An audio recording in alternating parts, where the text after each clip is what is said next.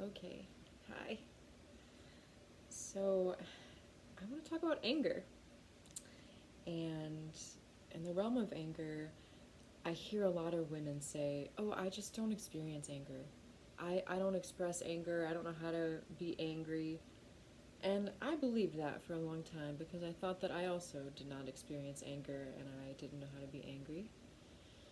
But in fact, when we are suppressing emotions, when we are denying ourselves the fullness of our expression, that is passive aggressive, that is self abuse, that is anger.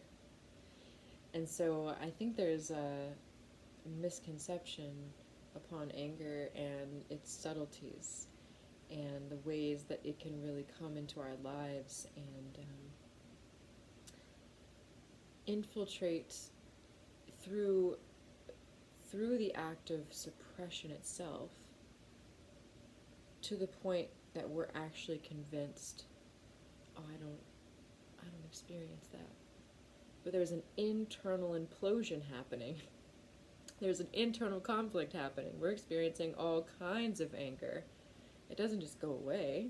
It goes into our bodies, and we feel it for sure. So it's not that it's not that anger is always explosive. It's not that anger is always external. In fact, I see that if somebody has not really been connecting with themselves and has not really aligned to know what they need and know how to speak their truth and know how to come from that place of communicating our boundaries and our needs in every moment and trusting ourselves in that process.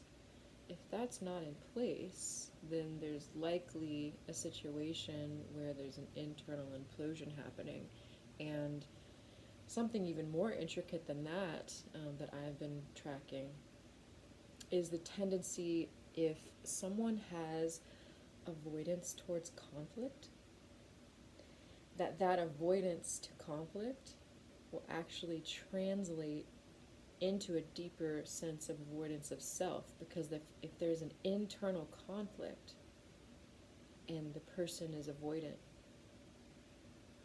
if we're avoidant externally, we're avoidant internally, right? So if that internal conflict is happening, we might not even know how to enter into a new way of relating with ourselves. We might not even feel like we know how, or that these parts of us are going to even allow us in to express differently, to feel fully, to access these parts that we've been repressing or shutting down for a long time. It takes trust building, just like any other relationship. This is just intimacy with self. It takes trust building, you know? Actually feel the depths of our emotions. There's different thresholds there, and each threshold is like an initiation point. Most of the time, people experience some kind of shedding, some kind of ego death.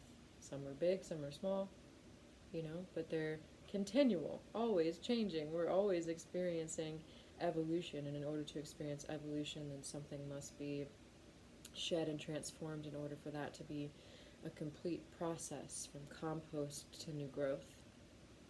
So I wanted to invite us into that emotion of anger.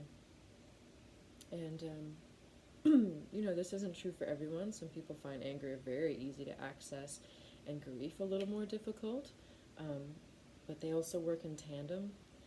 Anger sometimes works as a gatekeeper of grief.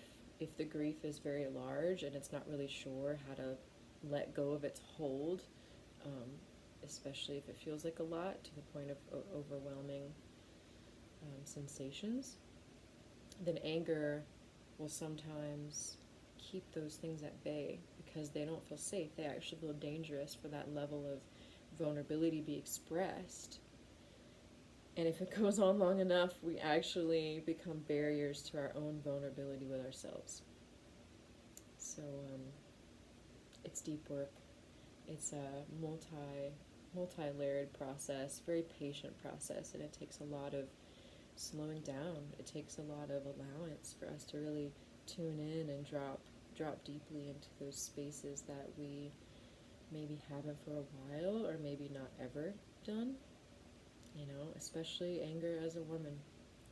All of the stories of it's not okay, it's not safe, it's going to hurt someone, and those things spread through us not knowing how to create boundaries for ourselves, us not holding standards for ourselves, not knowing when and how to speak our truth for whatever reason. Whatever the fears, the wounds, and the traumas are that is upheld by those stories, those will surface and continue the looping pattern until we bring conscious awareness to these things. So